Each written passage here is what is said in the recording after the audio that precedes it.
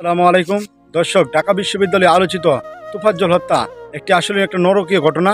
এটা অত্যন্ত দুঃখজনক, কারণ লোকটি মানসিকভাবে প্রতিবন্ধী ছিল।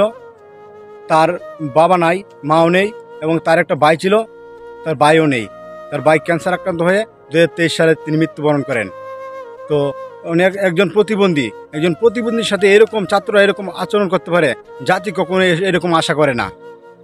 কারণ সাধারণ মানুষ হিসাবে আমরা কোথায় গিয়ে তাই পাবো যে এরকম অত্যাচার।